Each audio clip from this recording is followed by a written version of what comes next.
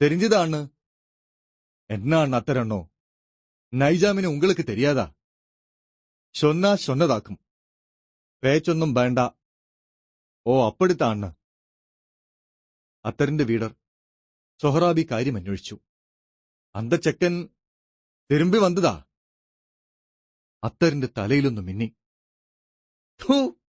ഓനക്കന്നടിയതി. നൈസാമലിയാകട്ടെ വാക്ക് തെറ്റിച്ചില്ല. ഒരു യന്ത്രത്തെപ്പോലെ തിരച്ചു. ഭീഭത്സമായ ആവേശം അതയാളുടെ വിരൽത്തുമ്പുകളിൽ തരിച്ചു. തിരച്ചു തീർന്ന വീടുകളിൽ അത് നിറഞ്ഞെന്ന് തോന്നി. മാസങ്ങൾ പലത് കഴിഞ്ഞു. അത്തറിന്റെ പകപോലും തണുത്തുറഞ്ഞു വരികയാണ്. അപ്പോഴാണ് നൈസാമലിയുടെ പാർപ്പിടമായ പീഡികമുറിയുടെ മുമ്പിൽ ഒരു ചുവന്ന ബോർഡ് പ്രത്യക്ഷപ്പെട്ടത്. കൂമൻകാവ് ബീഡിത്തൊഴിലാളി യൂണിയൻ. അത്തറിന്റെ 10 തിരിപ്പുകാരിൽ 7 പേർ യൂണിയനിൽ ചേർന്നു. പാലക്കാട്ട് നിന്ന് വന്ന സഖാക്കൾ സ്റ്റഡി ക്ലാസുകൾ എടുത്തു. ജനുവരി 21-ന് കൂമൻകാവ് ബീഡിത്തൊഴിലാളി യൂണിയൻ ലെനിൻ ജന്മദിനം ആഘോഷിച്ചപ്പോൾ നൈസാമലി മുഷ്ടി ചുരുട്ടി വിളിച്ചു, എല്ലാ രാജ്യങ്ങളിലും ഉഴപ്പാളികളെ സംഘടിക്കുവിൻ, എല്ലാ രാജ്യങ്ങളിലെയും ഉഴപ്പാളികളെ സംഘടിക്കുവിൻ. അത്തരി മുതലാളി ഭീഷണിയുടെ സ്വഭാവം മനസ്സിലാക്കി. അത് മതധ്വംസനമാണെന്ന് മുസ്ലിം ലേബർ യൂണിയൻ അത്തരിനെ ബോധിപ്പിച്ചു. അട്ടിമറിയും വിദേശ നുഴഞ്ഞുകയറ്റവുമാണെന്ന് കോൺഗ്രസുകാർ പറഞ്ഞു. അത്തരാകട്ടെ ഒന്നും ചെവിക്കൊണ്ടില്ല. യൂണിയൻ തന്റെ പ്രാചീനനായ ശത്രുവാണ്. ഖസാക്കിൽ പുളിങ്കുരി പെറുക്കി നടന്ന കാലത്ത് തന്നെ പട്ടിണിക്കിട്ടത് യൂണിയനാണ്. ചെതലിമലയിൽ വിറകൊടിക്കാൻ ചെന്ന അത്തരെ കാട്ടുതീ വെച്ച് കൊന്നതും പിന്നെ തന്റെ കുടുംബം ശിഥിലമാക്കിയതും യൂണിയൻ തന്നെ. അതിനും എത്രയോ മുമ്പ് അത് തന്റെ വംശത്തെ പീഡിപ്പിച്ചിട്ടുണ്ട്. കൂമൻകാവിലേക്ക് ചക്കര കടത്തുന്ന തങ്കയിൽ നിന്ന് ആ കഥകൾ മൈമുന കേട്ടു. നൈസാമണ്ണൻ ജാഥകൾ നയിക്കുന്നത്രേ. കാവുപറമ്പിൽ ചേരാറുള്ള യോഗങ്ങളിൽ പ്രസംഗിക്കുന്നത്രേ. മിഷ്യൻ വെച്ചിട്ടാണ് മൈമുനെ വലിക്കനെ പറയണ മിഷ്യൻ തന്നെ തങ്കെ. ഓ യാ റഹ്മാൻ. അത്തരി മുതലാളി നൈസാമലിയെ പിരിച്ചുവിട്ടതോടെ പണിമുടക്കം പൊട്ടിപ്പുറപ്പെട്ടു. എള്ളിട നീങ്ങാൻ അത്തരി മുതലാളി കൂട്ടാക്കിയില്ല. വർഗങ്ങളുടെ സമരമാണ്. തെണ്ടിയും മുതലാളിയും തമ്മിലുള്ള യുദ്ധം. പാടുപെട്ട് മുതലാളിയായി മാളികപ്പുര പണിഞ്ഞ ശേഷം സ്വയം ഏറ്റെടുത്ത പേരാണ് മാളികയ്ക്കൽ.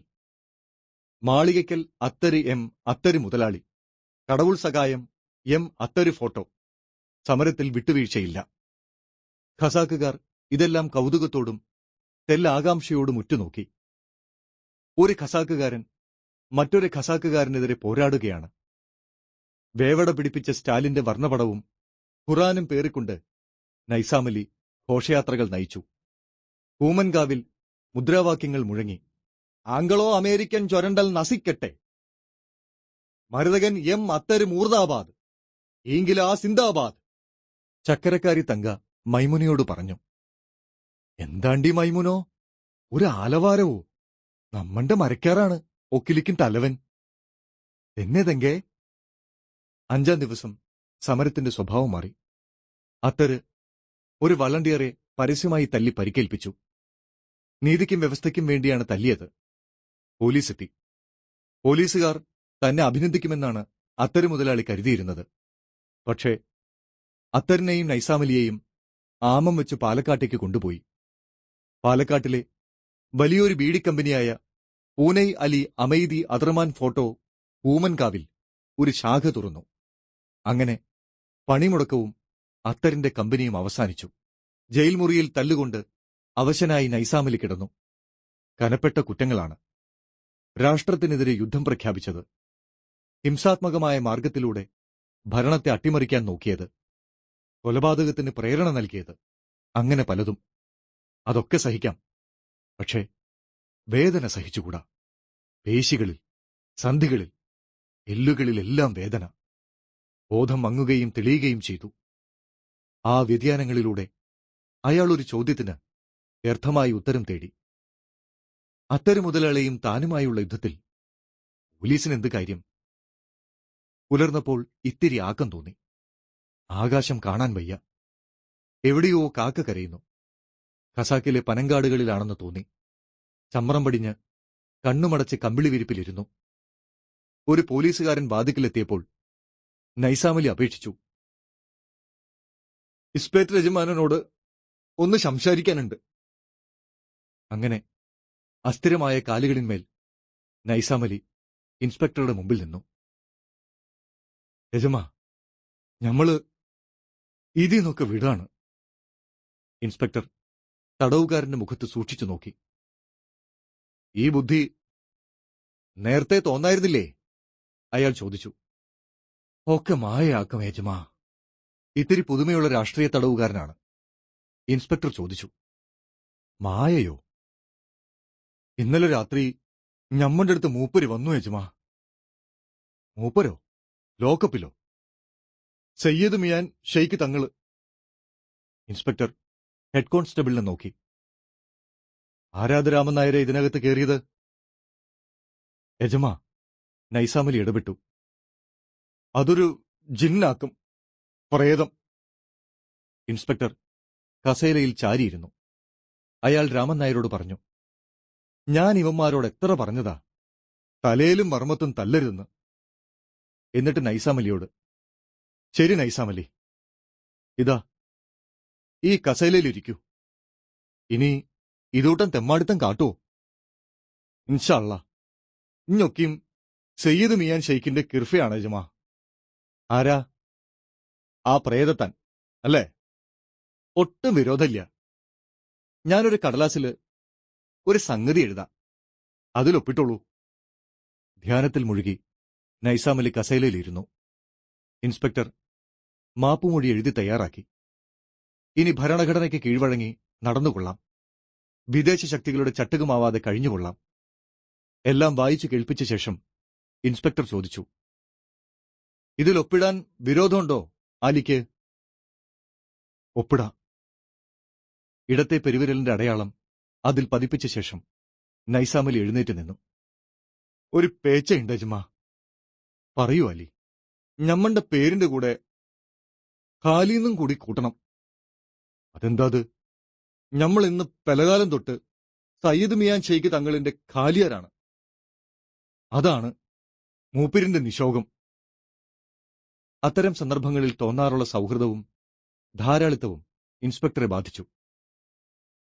ഒക്കെ ശരിപ്പെടുത്താം. അലി ഇപ്പോ ലോക്കപ്പിലേക്ക് പോവൂ. സുഖായി ഉറങ്ങൂ. കേസൊക്കെ പിൻവലിക്കും ട്ടോ. രാമൻ നായരെ, ചായയോ കാപ്പിയോ എന്താ അലിക്ക് വേണ്ടച്ചാ കൊടുക്കൂ. പിന്നെ ഇത്തിരി തണുത്ത എന്തെങ്കിലും. നീലഭൃങ്കാതിയറ്റോ തേപ്പിച്ച് ധാരാളം തണുത്ത വെള്ളത്തിൽ കുളിപ്പിക്കൂ. പുക ചുറ്റിയ കണ്ണുകൾ കൊണ്ട് ഇൻസ്പെക്ടറെ അടിമുടി നോക്കിയിട്ട് നൈസാമലി ഉരുവിട്ടു. അൽഹംദുലില്ലാഹി റബ്ബിൽ ആലമീൻ അർറഹ്മാനിർ റഹീം അൽ ഫാത്തിഹ. ചെതലയുടെ കൊടുമുടിയിൽ നൈസാമലി നടന്നു. ഒരു ചെരുവിൽ വിളചീഞ്ഞുപോയ കളമക്കണ്ടം പോലെ കാട്ടുതേനാട്ടികൾ താഴോട്ട് പടർന്നു പടർന്നു പോകുന്നു. കാറ്റും മഴയും കാലവും ഇരമ്പിപ്പോയ മേൽമുടിപ്പാറ കമാനവും കൊത്തളവും മിനാരവുമായി തീർന്നിരുന്നു. ആ പാറയുടെ ഗർഭത്തിലെവിടെയോ സയ്യദ് മിയാൻ ഷെയ്ഖിന്റെ അസ്ഥികൾ വിശ്രമം കൊണ്ടു. മിനാരത്തിൽ, കമാനത്തിൽ, മലയുടെ മാറ്റുലിയിൽ മിയാൻ ഷെയ്ഖിന്റെ പ്രേതം നടമാടി. മലമുടിയിൽ ആകാശത്തിലേക്ക് കൈകൾ വിടർത്തിക്കൊണ്ട് നൈസാമലി നിൽക്കുകയാണ്. കാറ്റത്ത് ചുറ്റിലും വെള്ളിമേഘങ്ങൾ നീങ്ങിക്കടന്നപ്പോൾ മല നീങ്ങിപ്പോകും പോലെ നൈസാമലിക്ക് തോന്നി. ആ മേഘങ്ങളിലാകട്ടെ ജിന്നും ഇഫ്രീത്തും യാത്ര ചെയ്തു. കാലിൻ ചൂട്ടിൽ, ഇളം ചൂടുള്ള പാറക്കെട്ടിന്റെ വിടവുകളിൽ, പൂത്തുനിന്ന കൃഷ്ണക്രാന്തികളിൽ വൈരകിരീടം ചൂടിയ കൊച്ചുമലിക്കുകൾ പാറി നടന്നു. നൈസാമലി ഉറക്കെ വിളിച്ചു. മാറ്റുലി മിനാരങ്ങളെ ചുറ്റി വീണ്ടും വീണ്ടും സഞ്ചരിച്ചു. ചിറകു വിടർത്തി നൈസാമലി താഴോട്ട് പറന്നു. ബോധം തെളിയുമ്പോൾ കാൽമുട്ടിലും നെറ്റിയിലും വാരിയിലും വലിയ പരിക്കുകളുണ്ടായിരുന്നു. വെള്ളിമേഘങ്ങൾ ഇരുണ്ടുകഴിഞ്ഞിരുന്നു. നൈസാമലി എണീറ്റു നിന്നു. നിൽക്കാം, വേദനയുണ്ടെന്നേയുള്ളൂ, നടക്കാം. അയാൾ പതുക്കെ നടന്ന് മലയിറങ്ങി. അള്ളാപ്പിച്ച മൊല്ലാക്ക പള്ളിയിലായിരുന്നു. അപ്പോഴാണ് ഖസാക്കുകാർ അത് കേട്ടത്. രാത്രിയിലൂടെ മൂളിമൂളി പോകുന്ന അലൗകിക സ്വരം. ഷെയ്ഖുതമ്പുരാന്റെ മന്ത്രങ്ങളാണ്. അവയുരുവിട്ടുകൊണ്ട് നൈസാമലി പാടം കയറി. നടുപ്പറമ്പ് കടന്ന് അകലത്തെ ചതുപ്പിലേക്ക് നടന്നു. ഇരുളടഞ്ഞ രാജാവിന്റെ പള്ളിയിലേക്ക് അയാൾ നുഴഞ്ഞു കയറുന്നത് ഖസാക്കിലെ കാരണവന്മാർ കണ്ടു. നിശോകം. അവർ പരസ്പരം മന്ത്രിച്ചു. നൈസാമലി പുറത്തു വന്നില്ല. ചതുപ്പിലെ മീസാൻ കല്ലുകൾക്കിടയിൽ ചിലപ്പോൾ മാത്രം നിഴലുപോലെ ഖസാക്കുകാർ നൈസാമലിയെ കണ്ടു. മൈമുനയും കണ്ടു. ചതുപ്പിന്റെ അതിരുകളോളം ചെല്ലാൻ ധൈര്യപ്പെട്ടവർ അവിടെ എരിഞ്ഞ ചന്ദനത്തിരികളുടെ അസംഖ്യം കുറ്റികൾ കണ്ടു. മഞ്ഞൾപ്പൊടി, കണ്ണു ചൂഴ്ന്നെടുത്ത പെരിച്ചാഴിത്തലകൾ, വെടിമരുന്ന് കത്തിക്കരിഞ്ഞ ചതുപ്പുമണ്ണ്. അവർ ഭയാദരങ്ങളോട് നോക്കി. അവർ പറഞ്ഞു, ദൃഷ്ടാന്തം. 5-ാം ദിവസം കാലത്താണ് നൈസാമലി ആൽത്തറയ്ക്കൽ നിലപാടുകൊള്ളാനെത്തിയത്. ഏകാധ്യാപക വിദ്യാലയം അരുതെന്നു പറയാൻ മൊല്ലാക്ക വിളിച്ചായിരുന്നു അന്ന് രാവിലെ ഖസാക്കുകാർ അവിടെ വന്നിരുന്നത്. നടുപ്പറമ്പിന്റെ ഒരറ്റത്ത് നിന്നുകൊണ്ട് നൈസാമലി അറിയിച്ചു, ഭോജരാജാവായ തമ്പുരാന്റെ ഉടയവനായ ഷെയ്ഖ് തങ്ങളുടെ ഉപാസകനായി ഖാലിയാരായി താൻ ഖസാക്കിലേക്ക് തിരിച്ചു വന്നിരിക്കുന്നു.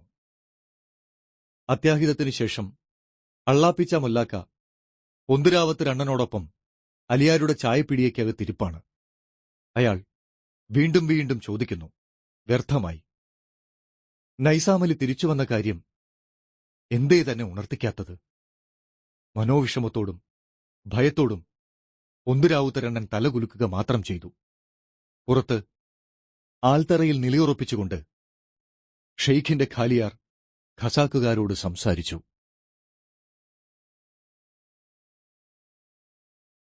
അധ്യായം 6. വിദ്യാലയങ്ങൾ. അലിയാർ ഖസാക്കുകാരോട് സംസാരിച്ചു. മൈലാഞ്ചിത്താടിക്കാരായ കാരണവന്മാർ ചെവിക്കൊണ്ടു നിന്നു. പിന്നെ അവർ പതുക്കെ പിരിഞ്ഞുപോയി. കുട്ടികളെ സ്കൂളിലേക്ക് അയക്കരുതെന്ന് അള്ളാപ്പിച്ച മൊല്ലാക്ക് പറയുന്നു. ഖസാക്കിലെ കുട്ടികൾ കോണെഴുത്ത് പഠിക്കണമെന്ന് നൈസാമലി പറയുന്നു. പറയാൻ നൈസാമലിയുടെ അവകാശമെന്ത്? അറബിക്കുളത്തിലെ പാതിരാക്കുളി, രാജാവിന്റെ പള്ളിയിലെ സർപ്പശയനം, ചതുപ്പിൽ കത്തിയെരിഞ്ഞ വെടിമരുന്നിന്റെ പാട്, വെളിമ്പുറങ്ങളിൽ രാത്രിയിലൂടെ മൂളിക്കടന്നു പോകുന്ന പ്രവചനസ്വരം, അവനോട് സത്യമെന്നാ? അവർ അന്യോന്യം ചോദിച്ചു. അവരോർത്തു, മൊല്ലാക്ക നൈസാമലിയെ ശപിച്ചത്. ജപിച്ച് മണ്ണുവാരിയെറിഞ്ഞപ്പോൾ മൊല്ലാക്ക അടിതെറ്റിയത്. ഷെയ്ഖ് തമ്പുരാനോട് സത്യം, അവർ പറഞ്ഞു. അപ്പടിയാനാൽ മൊല്ലാക്ക പൊയ്യ? അവർ വീണ്ടും ചോദിച്ചു. മൊല്ലാക്കയും സത്യം താൻ, അതെപ്പിടി? സത്യം പലത്. അവർ അസ്വസ്ഥരായി. ഞാറ്റുപുരയിൽ. എന്താ എന്താ ശിവരാമൻ നായരെ? രവി തെല്ലാകാംക്ഷയോട് ചോദിച്ചു. ബൗദ്ധന്മാര് നമുക്കെതിരാമേഷേ, ശിവരാമൻ നായർ പറഞ്ഞു. ബൗദ്ധന്മാർ എതിർശേരിയിൽ. ശിവരാമൻ നായർക്ക് ഉൾക്കുളിര് വീണു. മേഷേ, ബൗദ്ധന്മാര് എപ്പോഴും നമുക്കെതിരാ. മുറ്റത്തെ പുളിയുടെ നിഴലിൽ ഒരു മനുഷ്യൻ അനക്കമില്ലാതെ നിൽക്കുകയായിരുന്നു. നീണ്ടു ചടച്ച ശരീരം പുള്ളിവെയിൽ വീണ് വിചിത്രമായിരുന്നു. അസ്ലാമു അലൈക്കും, ഖാലിയാർ പറഞ്ഞു. വലൈക്കും അസ്ലാം, രവി പറഞ്ഞു. വരാവോ? ഖാലിയാർ ചോദിച്ചു. വരണം വരണം, രവി പറഞ്ഞു. നീലമുടി പകുത്ത് ചുമലിലേക്കിട്ട് നൈസാമലി രവിയുടെ മുമ്പിൽ നിന്നു. ശിവരാമൻ നായർ പരുങ്ങി. ഞമ്മള് സയ്യദ് മിയാൻ ഷെയ്ഖ് തങ്ങളിന്റെ ഖാലിയാരാണ്, ഖാലിയാർ അറിയിച്ചു. എന്തു പറയേണ്ടുവെന്ന് രവിക്കറിവില്ലായിരുന്നു. എങ്കിലും പറഞ്ഞു. സന്തോഷം. ഞമ്മന്റെ സർവ്വസഹായവും മേഷർക്കുണ്ട്, ഖാലിയാർ പറഞ്ഞു. സയ്യദ് മിയാൻ ഷെയ്ഖോടെ ഖൈറ്. വന്ന പോലെ തന്നെ ഖാലിയാർ ഇറങ്ങി നടന്നു. പോറലില്ലാത്ത ചർമ്മം, താടി വടിച്ചു വെടുപ്പിരുത്തിയ വെളുത്ത മുഖം, നീണ്ട ഒഴുക്കനായ കൈകൾ. വൈദികൻ നടന്ന് മേടുകയറി. രവിക്ക് ഒന്നും മനസ്സിലായില്ല. ശിവരാമൻ നായരെ, അയാൾ ചോദിച്ചു. ആരാ ഈ സയ്യദ് മിയാൻ ഷെയ്ഖ്? ശിവരാമൻ നായർ അകലെ ചെതലിയിലേക്ക് നോക്കി. ഒരു നൊടിനേരം വിഷമിച്ചെന്ന് തോന്നി. പിന്നെ ധൈര്യപ്പെട്ടുകൊണ്ട് പറഞ്ഞു. നിങ്ങള് ബേജാറാകേണ്ടിരിക്കും മേഷേ. രവിക്ക് കൂടുതൽ ജിജ്ഞാസയായി. പറയൂ ശിവരാമൻ നായരെ. അതോ, ഓ, ഒരു പ്രേതം. പ്രേതോ? രവി കസേലയിൽ ചാരിയിരുന്ന് സിഗരറ്റ് കൊളുത്തി. ആ അനാസ്ഥ ശിവരാമൻ നായർക്ക് പിടിച്ചില്ല. പ്രേതം നേരന്യ മേഷേ, അയാൾ പറഞ്ഞു. പക്ഷേ ബൗദ്ധന്റെ ആ പ്രേതം മ്ലേച്ഛപ്പെട്ട ആത്മാവാണ്. അത്രയ്ക്ക് ഊറ്റെന്ന് പറയാനുമില്ല. നമ്മുടെ മുതുകാളത്തിയമ്മയുടെ കാവിലെ ആ വലിയ കഥന പൊട്ടിയാല് ഈ ബൗദ്ധപ്രേതം തൂറുന്നു വെച്ചോളിൻ. പിന്നെ ശിവരാമൻ നായർ ഒരു കാവ്യം ചൊല്ലി. മൊട്ടപ്പഴുത്തലയല്ല വേണ്ടു ഭാരതക്ഷോണിയും കിരീടം ചൂടാൻ. അയാൾ ചിരിച്ചു. കല്യാണിക്കുട്ടി പഠിപ്പിച്ചെന്നതാ, അയാൾ പറഞ്ഞു. കല്യാണിക്കുട്ടി നമ്മുടെ മഹളാ. എന്നാലും മേഷേ, അതിലെ സംഗതി നേരല്ലേ? അതിനെന്തു സംശയം, രവി പറഞ്ഞു. പക്ഷേ വീട്ടിലേക്ക് തിരിച്ചു നടക്കുമ്പോൾ ശിവരാമൻ നായർ അറിയാതെ ചെതലിയുടെ നേർക്ക് നോക്കിപ്പോയി. കാട്ടുതേനാട്ടികളിൽ വലിയൊരു മേഘത്തിന്റെ നിഴല് വീണു. ഗ്രഹണം പോലെ മല കറുത്തു. ശിവരാമൻ നായർക്ക് ഉൾക്കിടിലമുണ്ടായി. വീട്ടിൽ ചെന്ന് കയറുമ്പോൾ ഭാര്യ നാരായണിയമ്മ തിണ്ണയിൽ നിൽക്കുകയായിരുന്നു. ഈറൻ തോർത്തു മാത്രം ചുറ്റിനിന്ന് മേത്തു ചന്ദനം പൂശുകയാണ്. 30 കൊല്ലം മുമ്പ് കുടമുറി രാത്രിയിൽ കണ്ട നാരായണി തന്നെ. വിലങ്ങനെ വളർന്നിരുന്നുവെന്നു മാത്രം. നെറ്റിക്കിരുവശവും 2-4 വെള്ളിനാരികൾ തെളിഞ്ഞിരുന്നെന്നു മാത്രം. അല്ലെങ്കിൽ എല്ലാം ആ രാത്രി തന്നെ. മഞ്ഞളിന്റെ നിറം, മുലക്കുഞ്ഞിന് തളർത്താൻ കഴിയാത്ത കല്ലൻ മുലകൾ. ഓ, നായരുടെ അരിശം തീർന്നോ? നാരായണിയമ്മ ചോദിച്ചു. സ്കോളൊക്കെ നടത്തിക്കൊടുത്തോ? ശിവരാമൻ നായർ കേട്ടില്ലെന്ന് നടിച്ചു. നമോ നമ, അയാൾ പറഞ്ഞു. കല്യാണിയെ, പഴയ ചോറുണ്ടൊടി. കല്യാണിക്കുട്ടി അടുക്കളയിൽ നീങ്ങുന്ന ശബ്ദം കേട്ടു. വളയുടെ ശബ്ദം, പാദസരം. ഈരഴത്തോർത്തുടുത്ത് നാരായണിയമ്മ തിണ്ണയിലുലാത്തി. ആദ്യമായി അവൾ അങ്ങനെ ചെയ്തത് വർഷങ്ങൾക്ക് മുമ്പാണ്. അന്നയാൾ അവളെ ശാസിച്ചു. നാരായണിയമ്മ പിറ്റേന്നും തോർത്തുടുത്ത് കാശുമാലയും നീലക്കൽ പതക്കവുമിട്ട് മുറ്റത്തു നിന്നു. ആദ്യമായി അവൾ ഞാറ്റുപുരയിൽ തനിച്ചു പോയപ്പോൾ അയാൾ പോകരുതെന്ന് പറഞ്ഞു. അവൾ വീണ്ടും പോയി. നാരായണി അന്ന് ചോദിച്ചത് ശിവരാമൻ നായർ ഓർക്കുന്നു. ആരായിരുന്നു ഞാറ്റുപുരയുടെ മുറ്റത്ത്? മൗനം. വീണ്ടും ചോദ്യം. കുപ്പു. നാരായണിയമ്മ പറയുന്നു. പനകേറ്റക്കാരൻ കുപ്പു. എന്തിനേ വന്നത്? തീ തരുമോന്ന് ചോദിക്കാൻ. ചെത്തുകാരൻ കുപ്പുവിന് ഓർമ്മ വന്നു. അലിയാരുടെ ചായപ്പീടികയുടെ മുമ്പിൽ അത്താണിപ്പുറത്ത് കെണി പറഞ്ഞ് കുത്തിയിരിക്കുന്ന കുപ്പുവല്ല. മാറിലും കൈപ്പടങ്ങളിലും പൊന്നയിരിന്റെ തടങ്ങൾ പോലെ തഴമ്പുകെട്ടിയ ചെത്തുകാരൻ. വർഷങ്ങൾ കഴിഞ്ഞ് കല്യാണിക്കുട്ടിയുടെ മുഖത്ത് നോക്കുമ്പോൾ ആ വടിവത്ത മൂക്കിലും പതിഞ്ഞ ചുണ്ടിലും മറ്റേതോ മുദ്ര കണ്ടെത്താൻ നോക്കുന്നു. മനസ്സ് കൈക്കുന്നു, ധരിക്കുന്നു. വീണ്ടും ദുരൂഹമായൊരു സാധനയിലൂടെ ആ കയ്പ് മറക്കുന്നു. ഖസാക്കിൽ 2 വിദ്യാലയങ്ങളുണ്ട്. അള്ളാപ്പിച്ച മൊല്ലാക്കയുടെ ഓത്തുപള്ളി, രാവുത്തന്മാർക്ക്. പിന്നെ ഹിന്ദുക്കൾക്കായുള്ള എഴുത്തുപള്ളി.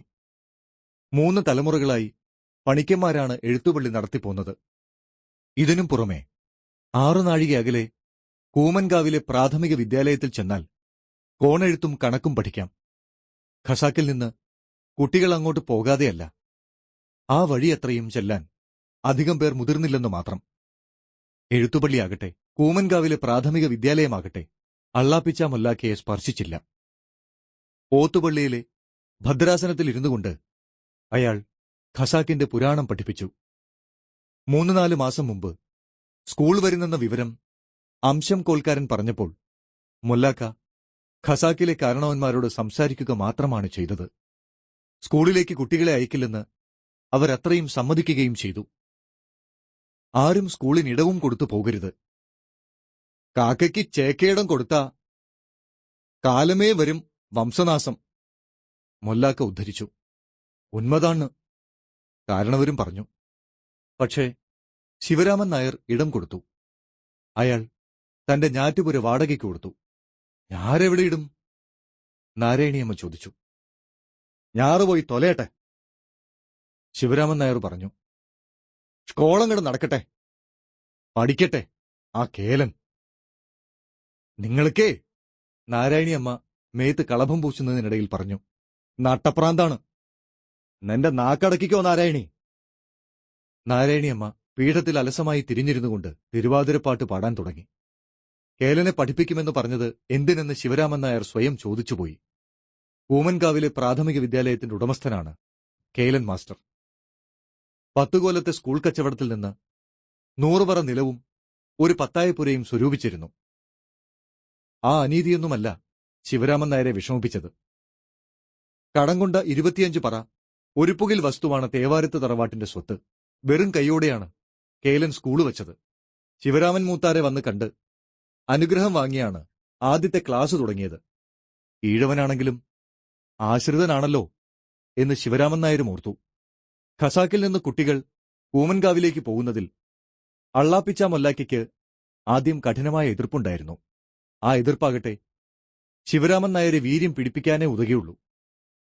ബൗദ്ധൻ അരുതെന്നു പറഞ്ഞ സ്ഥിതിക്ക് ഇവിടെ ആവാമെന്ന് പറയാൻ ചുമതലയായി. എങ്കിലും അവസാനം ഖസാക്കിൽ നിന്ന് പോയത് 5-6 സാഹസികന്മാർ മാത്രമായിരുന്നു. പാടം കടക്കണം, മേടുകയറണം, കാലവർഷത്തിന്റെ കാറ്റും ഇടിയുമുണ്ട്. 5-6 പേരല്ലേ ഉള്ളൂ. മൊല്ലാക്കയ്ക്ക് സമാധാനമായി. പക്ഷേ കേലൻ വളർന്നത് ഇതുകൊണ്ടൊന്നുമായിരുന്നില്ല. കൂമൻകാവ് വഴി മലമ്പുഴ ചാല് വെട്ടുന്നു. ചാൽവെള്ളത്തിന് ഭാരതപ്പുഴ മുറിച്ചു കടക്കാൻ ഒരു കുഴൽപ്പാലവും പണിയുന്നുണ്ടായിരുന്നു.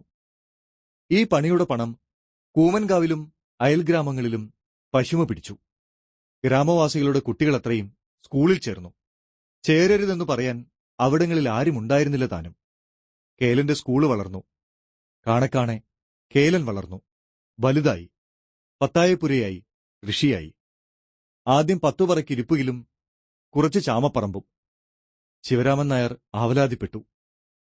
പിന്നെ 15 പറ കണ്ടം, 25, 50 ജന്മം. അവിടുന്നും കയറിയപ്പോൾ ശിവരാമൻ നായർ ചോദിച്ചു, എന്ത് പടപ്പാണ്ടാ ഈ കൊമ്പളാന്റെ സ്കൂളില്? ഫലമുണ്ടായില്ല. കടും നീല സാരിയും മഞ്ഞ സാറ്റിൻ ജമ്പറുമിട്ട് കേലന്റെ ഭാര്യ ഖസാക്കിൽ വന്നു. അവൾ ഷെയ്ഖ് തങ്ങൾക്കും പുളിങ്കൊമ്പത്തെ പോതിക്കും വഴിപാട് വച്ചു. കുട്ടാടൻ പൂശാരിയുടെ ദൈവപ്പുരയിൽ കോഴിയുടെ കുരുതിയൊഴിച്ചു. തേവാരത്ത് വീട്ടിന്റെ കിളിവാതിലിലൂടെ കല്യാണിക്കുട്ടി ആ നീലസാരിയും മഞ്ഞപ്പട്ടും കണ്ടു. ഏകാധ്യാപക വിദ്യാലയം വരുമെന്നായപ്പോൾ ശിവരാമൻ നായർക്ക് തണല് കിട്ടിയെന്ന് തോന്നി. 5-6 ഖസാക്കുകാർ കേലന്റെ സ്കൂളിൽ പോകുന്നത് മുടങ്ങിയാൽ കേലന് ഛേദമില്ല. ഏകാധ്യാപക വിദ്യാലയം എത്ര കണ്ട് വളർന്നാലും കേലന്റെ കച്ചവടം മുടക്കാൻ മതിയാവില്ലെന്ന് ശിവരാമൻ നായർക്ക് അറിയാത്തതുമല്ല. എന്തോ ആവോ, അതൊരു ശാഠ്യമായി മാറിയെന്നു മാത്രം. ഒന്നല്ല, ഒരുപാട് ശാഠ്യങ്ങൾ. എന്തിനോടെന്നറിഞ്ഞുകൂടാ. കേലന്റെ സ്കൂളിനോടാണോ, ഞാറ്റുപുരയോടാണോ? ഞാറൊടുപ്പിക്കാൻ ഇപ്പോഴും നാരായണി തനിച്ചു ചെല്ലുന്നു. താൻ പാലക്കാട്ട് വ്യവഹരിക്കാൻ ചെന്നാൽ നാരായണി ഞാറ്റുപുരയിലാണ്. ഞാറ്റുപുരയിൽ ഇനിമേലിൽ നാരായണിക്കിടമില്ല. അവിടെ സ്കൂളാണ്. ശിവരാമൻ നായർ ശാഠ്യം പിടിക്കുകയായിരുന്നു. ദുർബലമായി പകപോക്കുകയായിരുന്നു. നാരായണിയോടല്ല, ഓർത്തു നോക്കിയാൽ ആരോടുമല്ല. ആരോടുമല്ലാത്ത ആ പകയ്ക്ക് എന്തൊരു വ്യഗ്രത! ശ്വാസം കഴിച്ചുകൂടാ. ഒരു ദിവസം ശിവരാമൻ നായർ പാലക്കാട്ടെ ആശുപത്രിയിൽ ചെന്നു. അവർ കണങ്കയിൽ റബ്ബർ കുഴല് ചുറ്റി കാറ്റടിച്ച് അളവെടുത്തു. രക്തസമ്മർദ്ദമാണെന്ന് പറഞ്ഞു. ചായപ്പീടികയിലെ ഏറ്റുമുട്ടൽ കഴിഞ്ഞിട്ട് എപ്പടിയോ ആകട്ടും. അന്ന് രാത്രി തിത്തിബിയമ്മ ഭർത്താവിനോട് പറഞ്ഞു, മൊല്ലാക്ക പിള്ളത്തിണ്ണയിലിരുന്നു കൊണ്ട് ചെരുപ്പിന്റെ വാറ് തുന്നിപ്പിടിപ്പിക്കുകയാണ്.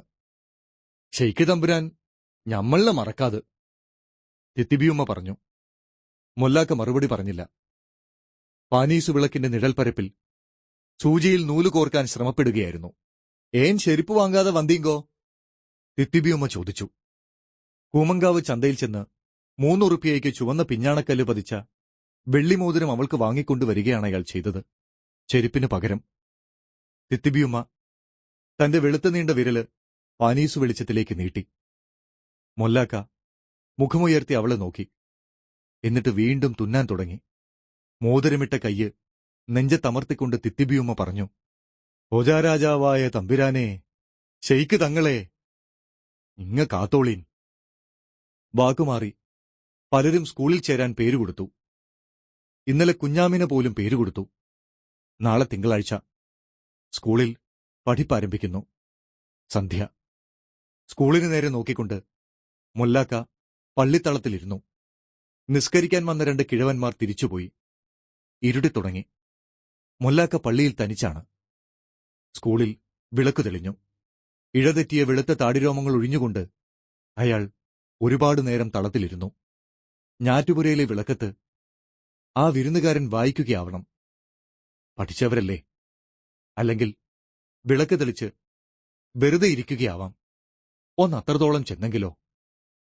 മൊല്ലാക്ക ഉടതയില്ലാതെ ചിന്തിക്കുകയായിരുന്നു. ചെന്നിട്ടെന്താണ് പറയുക? ആ മനുഷ്യനെ നേരിൽ കാണുക പോലും ഉണ്ടായിട്ടില്ല. കാണാൻ നന്നെന്ന് ഖസാക്കുകാരികൾ പറയുന്നു. സ്കൂളിൽ നിന്ന് മൊല്ലാക്കയുടെ കണ്ണുകൾ ചെതലിയിലേക്ക് തിരിഞ്ഞു. തമ്പുരാനെ, ഈ ഒറ്റയടിപ്പാത നീ എനിക്ക് കാണിച്ചു തന്നു. മേട് കയറി, പള്ളിയാൽ ഓരം പറ്റി. ഞാൻ അതിലൂടെ കടന്നു. കാല് വ്രണപ്പെട്ടു. എത്ര കൊല്ലം! ഓർക്കാൻ ത്രാണിയില്ല.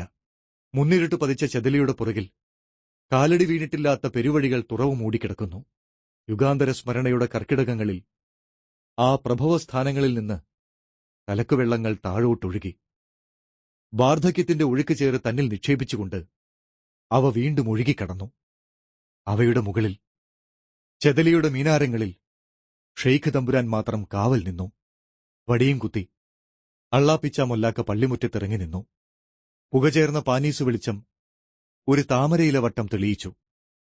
വീട്ടിലേക്ക് നീണ്ട ചവിട്ടടിപ്പാത ഞാറ്റുപുരയും താണ്ടിയാണ് കടന്നത്. പള്ളിയുടെ പടിക്കൽ മൊല്ലാക്ക വീണ്ടും ഇത്തിരി നിന്നു.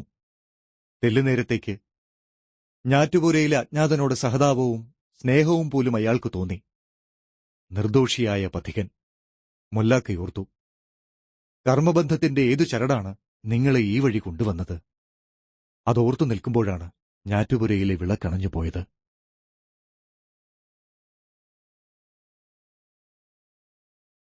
അധ്യായം 7. ജാലകം. കർമ്മബന്ധങ്ങളെക്കുറിച്ചാണ് രവിയും ഓർത്തത്. ക്ലാസുമുറിയിൽ ബോർഡിന്മേൽ ഒരു കൈചാരി അയാൾ നിന്നു. എന്തോ എഴുതണമെന്ന് നിരൂപിച്ചു. എങ്കിലും വെറുതെ നിന്നതേയുള്ളൂ. ജനാലയിലൂടെ പുറത്തേക്ക് നോക്കി.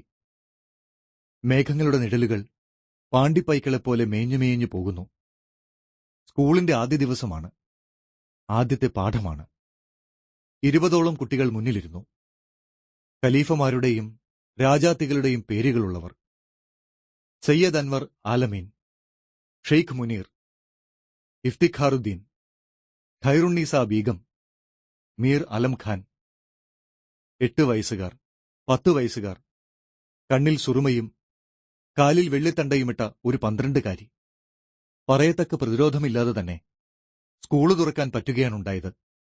10 മണിക്ക് ഖാലിയാരും ശിവരാമൻ നായരും തുന്നൽക്കാരൻ മാധവൻ നായരും കുപ്പു അച്ഛനും പിന്നെ കുറെ ഖസാക്കുകാരും ഞാറ്റുപുരയിൽ കൂടി. മുറ്റത്തെ ചന്ദനക്കല്ലിൽ ചാണകം പിടിച്ചു പിള്ളയാറ് വെച്ച് ശിവരാമൻ നായർ സ്കൂള് തുറന്നു. അവരെല്ലാം പോയിക്കഴിഞ്ഞപ്പോൾ രവിയും കുട്ടികളും മാത്രമായി. ജനാലയിലൂടെ പുറത്തേക്ക് നോക്കിക്കൊണ്ട് രവി ഇത്തിരി നേരം കൂടി അങ്ങനെ നിന്നുപോയി.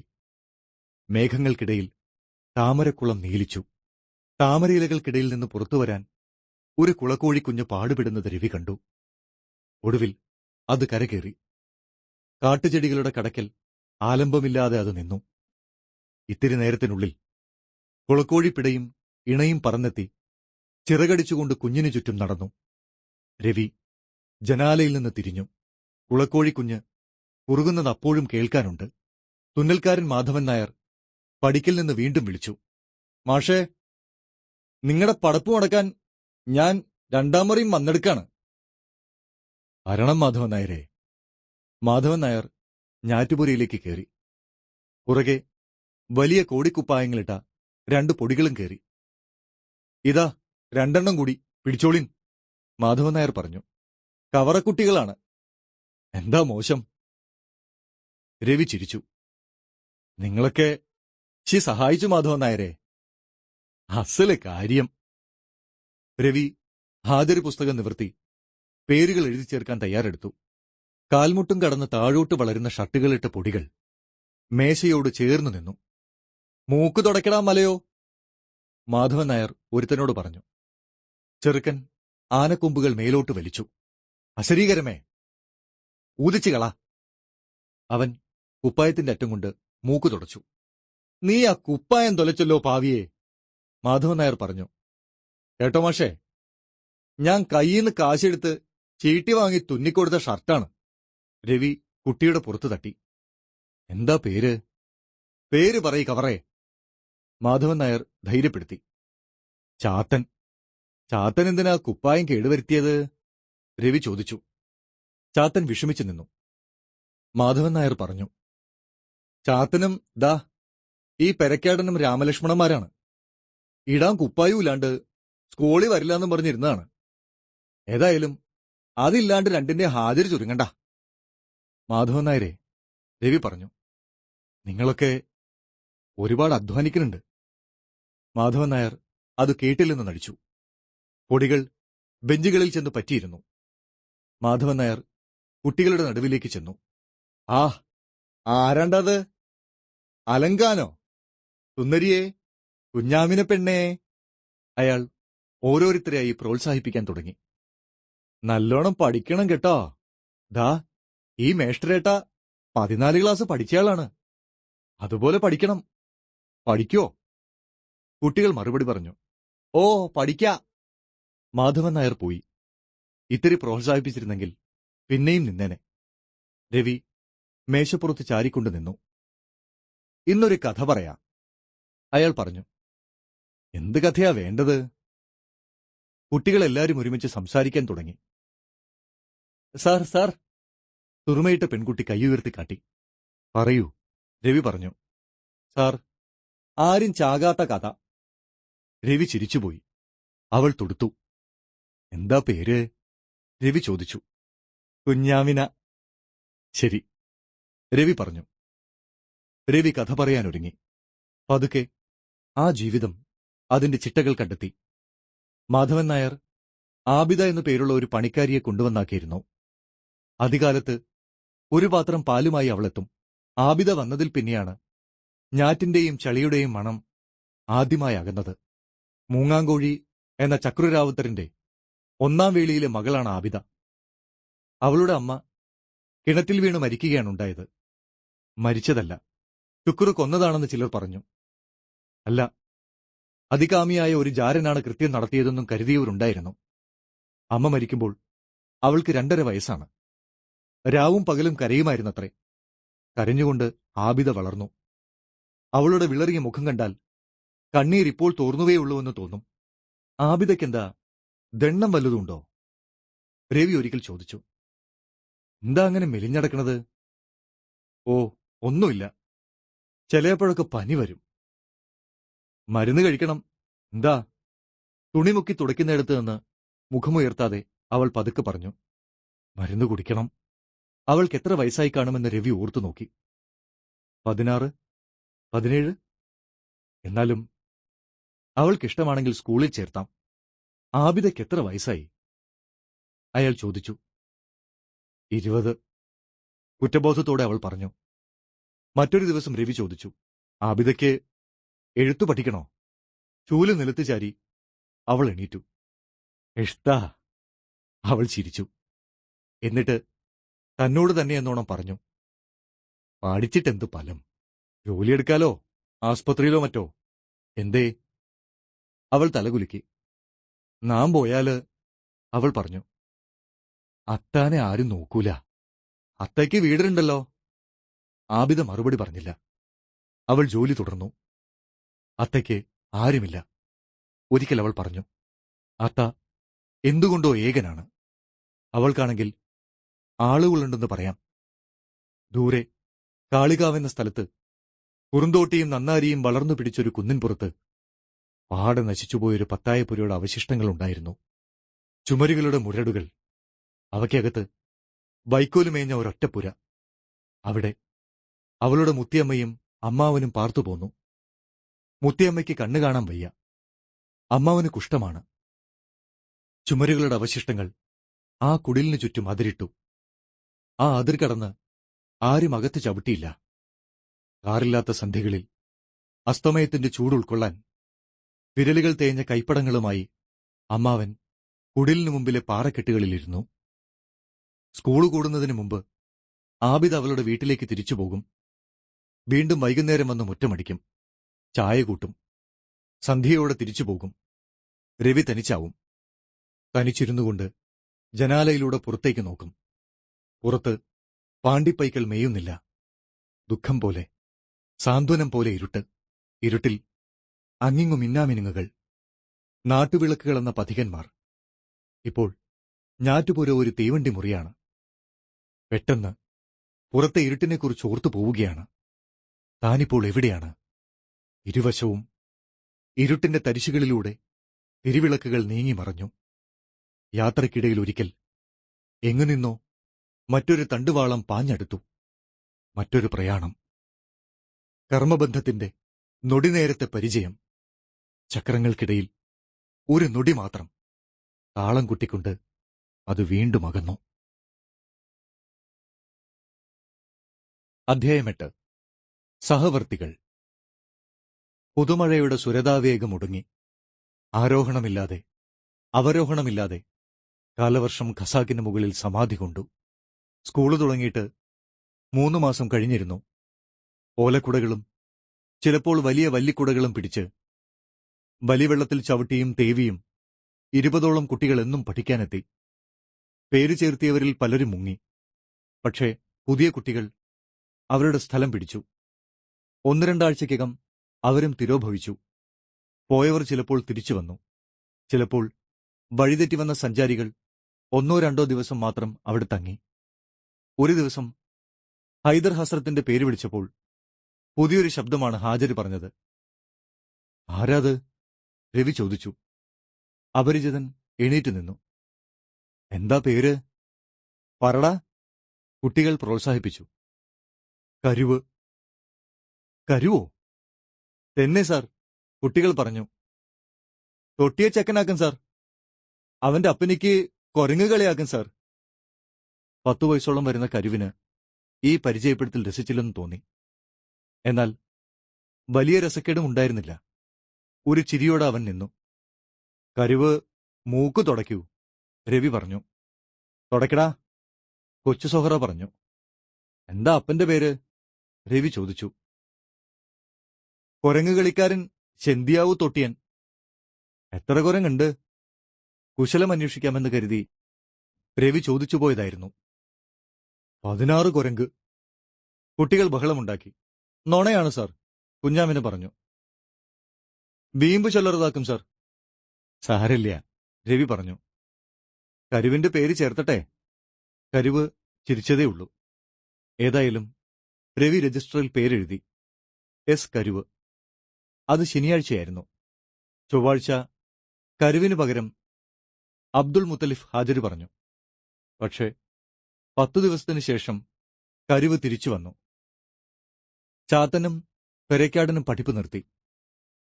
അവരുടെ അപ്പനും അമ്മയും ഗുരുനാഥനോട് വിടവാങ്ങാൻ സ്കൂളിലേക്ക് വന്നു. പനമ്പ് നെയ്യുന്ന കവറകളാണവർ. എന്തിനാണ് കുട്ടികളുടെ പഠിപ്പ് മുടക്കുന്നതെന്ന് ചോദിച്ചപ്പോൾ കവറകൾ പഠിക്കേണ്ടതില്ലെന്നവർ പറഞ്ഞു. കാരണം കവറപ്പേച്ച് എല്ലാ ഭാഷകളിലും മുന്തിയതാണ്. അതിന് ലിപികളില്ല, അതിൽ പാട്ടുകളില്ല. മലമ്പരുവകളിൽ കുടുങ്ങിനിന്ന മനുഷ്യാത്മാക്കളുടെ കഥകൾ മാത്രമേയുള്ളൂ. തുന്നൽക്കാരൻ മാധവൻ നായർ കുഴിച്ചാൽ ഖസാക്കുകാർക്കാർക്കും തന്നെ സ്കൂളിന്റെ കാര്യത്തിൽ താൽപ്പര്യമുണ്ടായിരുന്നില്ല. ശിവരാമൻ നായരുടെ ഉത്സാഹവും ഒരു വിധത്തിൽ അടങ്ങി. ബൗദ്ധനുമുണ്ടല്ലോ സ്കൂളിന്റെ ചേരിയിൽ, പിന്നെ താനെന്തിന്? ഇതുകൊണ്ടായില്ല മാഷേ, മാധവൻ നായർ മാത്രം ഇടയ്ക്കിടെ പറഞ്ഞു.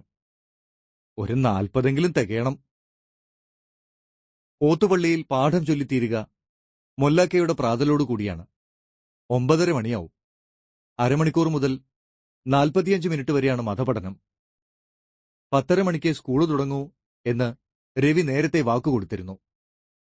ആ വിട്ടുവീഴ്ചയാകട്ടെ മൊല്ലാക്കയെ സംബന്ധിച്ചിടത്തോളം ഒന്നുമായിരുന്നില്ല. ഖാലിയാരുടെ നിലപാടാണ് മൊല്ലാക്കയെ ഏറ്റവും അധികം വേദനിപ്പിച്ചത്. സ്കൂളിൽ കുട്ടികളെ ചേർക്കാനോ ചേർത്തിയവരെ നിലപ്പിക്കാനോ നൈസാമലി ഒന്നും തന്നെ ചെയ്തില്ല. സ്കൂൾ അവിടെ ഉറപ്പിക്കുമെന്ന് പറഞ്ഞ നൈസാമലി പിന്നെ അതിൽ നിന്നെല്ലാം അകന്നു നിന്ന് എന്തിന്? നൈസാമലി ഇടയ്ക്ക് കയറിയില്ലായിരുന്നുവെങ്കിൽ ഒരുപക്ഷെ താൻ തന്നെ ഒരു പിഴയോ വഴിപാടോ വാങ്ങി സ്കൂളിന് സമ്മതം കൊടുത്തിരുന്നേനെ. ഒരു കാരപ്പന്തെന്ന പോലെ ഖസാക്കിന്റെ നടുപ്പറമ്പിൽ അവൻ തന്നെയിട്ട് തട്ടിക്കളിക്കുകയാണ്. എന്റെ വാത്സല്യം ഞാൻ നിന്നിലേക്ക് പകർന്നു, ഒരുപാട്. മൊല്ലാക്ക പറഞ്ഞു. ഞാനിത് നിന്നിൽ നിന്ന് ഒരിക്കലും അർഹിച്ചില്ല. ഏതായാലും മൊല്ലാക്ക വിശ്രമിച്ചില്ല. രവി ബിഎക്കാരനാണെന്നാണ് മാധവൻ നായർ ഖസാക്കുകാരെ ധരിപ്പിച്ചിരുന്നത്. അത് നേരാവാനിടയിലെന്ന് മൊല്ലാക്ക പറഞ്ഞു. ബിഎക്കാരന് വേണമെങ്കിൽ സബ് ഇൻസ്പെക്ടർ കൂടിയാകാം. ഒരു ബിഎക്കാരനും പ്രാഥമിക വിദ്യാലയത്തിൽ പഠിപ്പിക്കാൻ വന്നതായി കേട്ടിട്ടില്ല. അലിയാരുടെ ചായപ്പിടികയിൽ കൊണ്ട് മൊല്ലാക്ക പറഞ്ഞു. പെരട്ട്, ഊളപ്പെരട്ട്, അവന്റെ കള്ളി ഇപ്പൊ പൊളിഞ്ചിലയാ. ചായ ആറ്റിക്കൊണ്ടിരുന്ന അലിയാർ പറഞ്ഞു. പൊളിഞ്ചു തിണ്ണ്. തുരുപ്പ് ചീട്ടാണ് മൊല്ലാക്കയുടെ കയ്യിൽ. രവിക്ക് ഇംഗ്ലീഷ് അറിഞ്ഞുകൂടാ. ഏത് ബിഎക്കാരനാണ് കോണെഴുത്തറിയാത്തത്? ഇങ്ങനെയാണ് സത്യം പുറത്തായത്. ചായപ്പീടികയിലും മൈമുനയുടെ മാറ്റപ്പീടികയിലും പൊതികെട്ടാൻ പഴയ മാസികകളും പത്രങ്ങളും വാങ്ങാറുണ്ടായിരുന്നു. 2-3 മാസം കൂടുമ്പോൾ പാലക്കാട് ചെന്നാണ് അലിയാർ പഴയ കടലാസ് വാങ്ങിക്കൊണ്ടുവരിക. ഒരു ദിവസം രവി ചായപ്പീടികയിൽ വന്നപ്പോൾ അലിയാർ പഴയൊരു പത്രത്തിന്റെ താള് കയ്യിൽ കൊടുത്തു. കാര്യമായി ഉടുപുടയില്ലാത്തൊരു പെണ്ണിന്റെ ചിത്രമുണ്ടായിരുന്നു അതിൽ. ഇന്ത പൊണ്ണ് ആരാക്കും മേഷ്ടരെ? അലിയാർ ചോദിച്ചു. ഇപ്പടി കോണകമെടുത്ത് നിക്കറതിന്റെ സത്യം എന്നാ? ഒന്ന് പഠിച്ചർത്ഥം പറയ്. രവി പത്രമെടുത്തു നോക്കി. ഒരു ജർമ്മൻ പത്രത്തിന്റെ ഏടാണ്. ഇത് ഇംഗ്ലീഷ് അല്ലാലോ, രവി പറഞ്ഞു. അലിയാർ രവിയെ കിണഞ്ഞു നോക്കി. അല്ലേ? അല്ല. അലിയാർ അമർത്തിയൊന്നു മൂളി. രവി പോയപ്പോൾ അപ്പാമുത്തിനെ വരുത്തി അലിയാർ കടലാസ് കയ്യിൽ കൊടുത്തു. പടിയട അപ്പാമുത്തെ. കേലൻ മാസ്റ്ററുടെ സ്കൂളിൽ നിന്ന് 8ാം തരം തോറ്റവനാണ് അപ്പാമുത്ത്. അപ്പാമുത്ത് മിനക്കെട്ട് പത്രം കണ്ണോടടുപ്പിച്ചു പിടിച്ചു. എന്നിട്ട് നിർഭയനായി വായന തുടങ്ങി. LCEP. മൂലയിൽ നിന്നും ആരോ ചോദിച്ചു, എന്നാ? പി. ആളുകൾ ചിരിച്ചു. അപ്പാമുത്ത് വായന തുടർന്നു. LEOP. ഓ. ഇതെന്താണ്ടപ്പാ? ഓവിന്റെ മുകളിൽ 2 കുത്ത്. തപ്പ അച്ചടിച്ചതാക്കും. ഈ ഗുയൂവു. ഇത്രയും പിരട്ട് കയ്യിലിരിപ്പുണ്ടെങ്കിൽ രവിയുടെ തറവാടിന്റെ കഥയും പുളുകാലാവണമെന്ന് മൊല്ലാക്ക പറഞ്ഞു. രവിയുടെ തറവാടിന്റെ കഥയും പുളുകലാവണമെന്ന് മൊല്ലാക്ക പറഞ്ഞു. രവിയുടെ അച്ഛൻ ഒരു കാപ്പിത്തോട്ടത്തിലെ ഡോക്ടറായിരുന്നുവെന്നാണ് മാധവൻ നായർ പറഞ്ഞത്. ഒരു ഡോക്ടറുടെ മകൻ എവിടെയെങ്കിലും പ്രാഥമിക വിദ്യാലയത്തിൽ പഠിപ്പിക്കാൻ വന്ന് കേട്ടിട്ടുണ്ടോ? പറയണതില് എന്തെങ്കിലും നേര് കാണാണ്ടിരിക്കുവോ? ചായപ്പീടികയുടെ മുമ്പിൽ അത്താണിയിലിരുന്നു കൊണ്ട് കുപ്പു അച്ഛൻ ചോദിച്ചു. ആരോ പറഞ്ഞു. ഒരു വേള ഹോമാവതിയിലായിരിക്കണം. ഹോമാവതിയും ഒരു ലൊട്ടുമല്ലേ? മൊല്ലാക്ക പറഞ്ഞു. ഔ, അങ്ങനെ പറയാതിഞ്ഞിങ്ങ എന്നായി കുപ്പുവച്ചൻ. മിണ്ടാണ്ട് കയ്യും മടക്കിയിരുന്നാ നീയെ കുപ്പുവേ, ഇതൊക്കെ പെരട്ടാക്കും. മൊല്ലാക്ക തീർത്തു പറയുകയായിരുന്നു. ജഗജല്ലി പെരട്ട്. അലിയാർ ഏറ്റു പറഞ്ഞു. പെരട്ടുതാന്ന്. ഇക്കാലത്താണ് മറ്റൊരു സംഭവമുണ്ടായത്. മുഗളന്മാർ ആദ്യമായി ഇന്ത്യയിലേക്ക് വന്ന കഥ രവി കുട്ടികൾക്ക് പറഞ്ഞുകൊടുക്കുകയായിരുന്നു. പിൻവരിയിൽ എണീറ്റു നിന്നുകൊണ്ട് മീർ അലംഖാൻ പറഞ്ഞു. ഞങ്ങളുടെ പൂർവികൻ സെയ്ദ് മിയാൻ ഷെയ്ഖ് തങ്ങൾ ഇന്ത്യയിലേക്ക് വന്ന പോലെ. ചരിത്ര പുസ്തകങ്ങളില്ലാതിരുന്നതിനാൽ രവി ഒരു മുഗളരാജാവിന്റെ ചിത്രം ബോർഡിൽ വരച്ചു വച്ചിരുന്നു. കഥാഗതി പൂർവികനിലേക്ക് തിരിഞ്ഞതോടെ ഷെയ്ഖിന്റെ ചിത്രവും വരയ്ക്കണമെന്നായി കുട്ടികൾ. കളർച്ചോക്കുകൊണ്ട് രവി വരച്ചു തുടങ്ങി. കൂർത്ത മൂക്ക്, നീണ്ട ഇഴകൾ തെറ്റി പിരിഞ്ഞു നിന്ന താടി, മുക്കാൽ കയ്യൻ കുപ്പായം, കള്ളിലുങ്കി, തലപ്പാവ്, 2 കൊമ്പുകൾ, കൂർത്ത വാല്, കയ്യിൽ പാനീസു വിളക്ക്. മൊല്ലാക്ക കുഞ്ഞാമിനെ വിളിച്ചു പറഞ്ഞു. കുട്ടികൾ ബഹളം കൂട്ടാണ്ടിരിക്കൂ. രവി മേശപ്പുറത്തടിച്ചു. സാർ സാർ, കുട്ടികൾ പറഞ്ഞു. ഇന്ന് മൊല്ലാക്ക ഖൊൽസുനെ തല്ലി. എന്തിനാ തല്ലിയത്? അതോ സാർ, പിന്നെ വെള്ളയപ്പം കൊണ്ടുവരാത്തതിന്. ഓരോരുത്തരും മൊല്ലാക്കയെക്കുറിച്ച് ഓരോ കഥ പറയാൻ തുടങ്ങി. മൊല്ലാക്ക കുട്ടികളെ തല്ലിയത്, മൊല്ലാക്ക നെടുവരമ്പിൽ തൂറിവെച്ചത്, മൊല്ലാക്കയെ ജിന്ന് വിരട്ടിയത്, അങ്ങനെ പല കഥകളുമുണ്ടായിരുന്നു. അവസാനം കുഞ്ഞാമിന് ഒരു കഥ പറയാമെന്ന് പറഞ്ഞു. പണ്ടൊരു കാട്ടിൽ ഒരു മൊല്ലാക്കയുണ്ടായിരുന്നു. കുട്ടികൾ ചേർന്നിരുന്നു. കുഞ്ഞാമിനെ കഥ തുടർന്നു. ആ മൊല്ലാക്ക എന്നും വെള്ളയപ്പം തിന്നാണ് ജീവിച്ചത്. കുട്ടികളാണ് ഇര കൊണ്ടുവന്ന് കൊടുത്തത്. എന്നും ഓരോ കുട്ടിയുടെ ഊഴമായിരുന്നു. അവസാനം ഒരു പെൺകുട്ടിയുടെ ഊഴമെത്തി. അവൾ വെള്ളയപ്പം കൊണ്ട് ചെന്നില്ല. കഥ അങ്ങനെ നീണ്ടു. അവസാനം യുക്തിമതിയായ പെൺകുട്ടി മൊല്ലാക്കയെ പൊട്ടക്കിണറ്റിൽ ചാടിക്കുന്നതോടെ കഥ അവസാനിച്ചു. രവി കുട്ടികളോട് ചോദിച്ചു, ഈ കഥയിലെ പെൺകുട്ടിയുടെ പേരെന്താ, പറയാവോ? കുട്ടികൾ പറഞ്ഞു, കുഞ്ഞാമിന, കുഞ്ഞാമിന. ഇതെല്ലാം തീർന്നപ്പോൾ രവി അവരോട് പറഞ്ഞു, മതി മതി, ആരെയും ദൂഷ്യം പറയരുതെന്ന് ഞാൻ പറഞ്ഞിട്ടില്ലേ? ക്ലാസ് നിശബ്ദമായി. കുഞ്ഞാമിനയ്ക്ക് വിഷമം തോന്നി. അന്ന് വൈകിട്ട് നടുപ്പറമ്പിൽ കുട്ടികൾ തപ്പുകൂട്ടി കളിച്ചു. മീർ അലം ഖാൻ, ഇഫ്തിഖാറുദ്ദീൻ, ബീരാൻ, ഉണിപ്പാറതി, കൊച്ചു സൊഹറ, അങ്ങനെ കുറേ പേർ. കുഞ്ഞാമിനെ ഉണ്ടായിരുന്നില്ല. ഒരു തകരപ്പാട്ടയിൽ കൊട്ടിക്കൊണ്ട് അവർ വിളിച്ചു പറഞ്ഞു, അള്ളാ മുടിച്ചാ മൊല്ലാക്ക, അള്ളാ മുടിച്ചാ മൊല്ലാക്ക. സന്ധ്യയ്ക്ക് പള്ളിക്കൂടത്തിന്റെ മേട്ടിൽ പാനീസും തൂക്കി മൊല്ലാക്ക നിൽക്കുകയാണ്. എന്താ മൊല്ലാക്ക ഇങ്ങനെ നിൽക്കണത്? മാധവൻ നായർ ചോദിച്ചു. ചുമ്മാ. മാധവൻ നായർ മൊല്ലാക്കയുടെ അടുത്ത് ചെന്നു നിന്നു. മുഷിഞ്ഞ കൊറക്കുപ്പായത്തിൽ നിറയെ ഏപ്പും തുന്നലുമാണ്. പാവം, തിത്തിവ്യൂമ തുന്നുന്നു, ഏച്ചു കൂട്ടുന്നു. ഇത് കീറുമ്പോൾ മറ്റൊന്ന് തയ്പ്പിക്കാൻ മൊല്ലാക്കയുടെ കയ്യിൽ പണം കാണില്ല.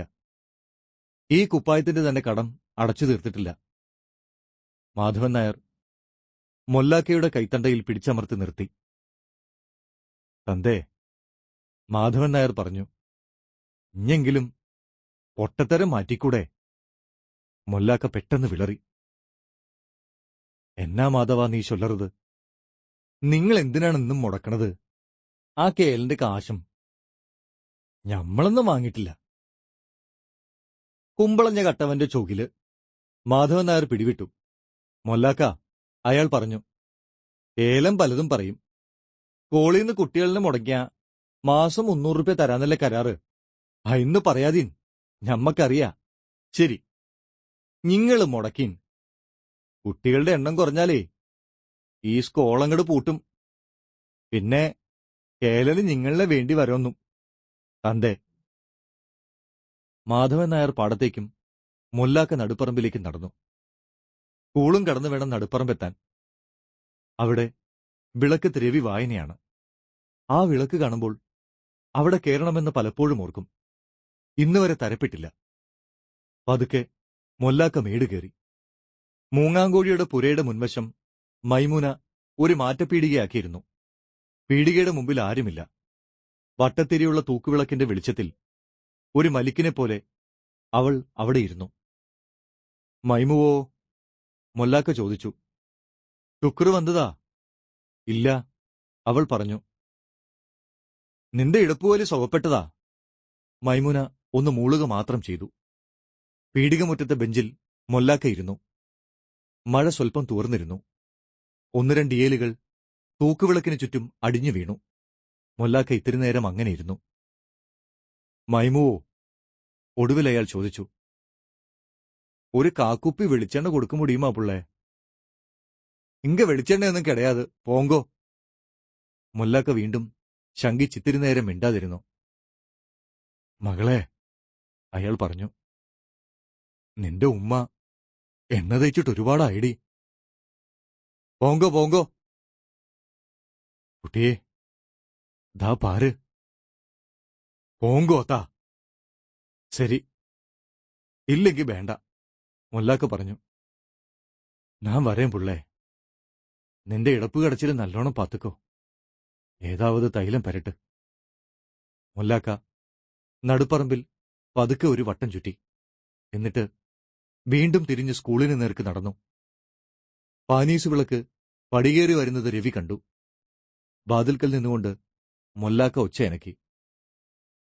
മേഷ്ട്രേ, ആരാത്? മൊല്ലാക്കയല്ലേ? വരാ വരാ. മൊല്ലാക്ക കടന്നു വന്നു. അസ്സലാം അലൈക്കും, രവി പറഞ്ഞു. വലൈക്കും സലാം. ഈ വഴിയൊന്നും വരാറില്ലല്ലോ. ഇങ്ങനെയായ മതിയോ മൊല്ലാക്ക? മൊല്ലാക്ക രവിയുടെ കാലിൻ ചോട്ടിൽ നിലത്തിരുന്നു. ഇങ്ങട് കേറിയിരിക്കാം മൊല്ലാക്ക. എങ്കി മതി കുട്ടി.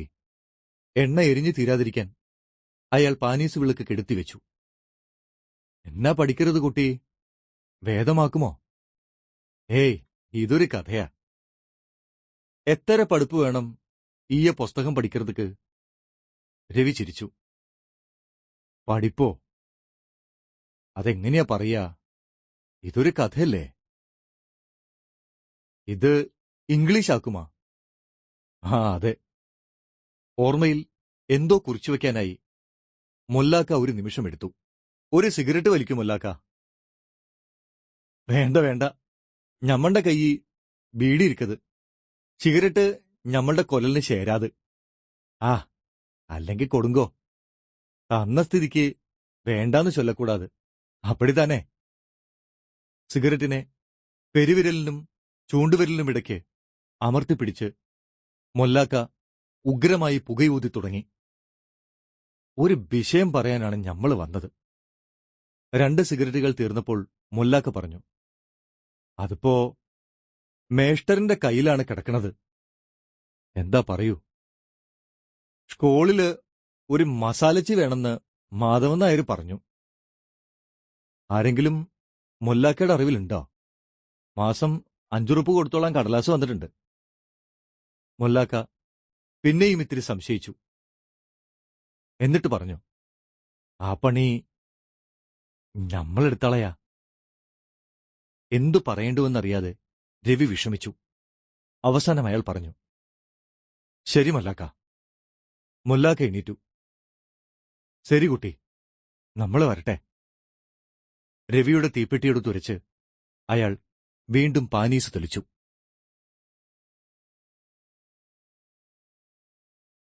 അധ്യായം 9. ആദ്യ പാഠങ്ങൾ. ഓണം വരികയായി.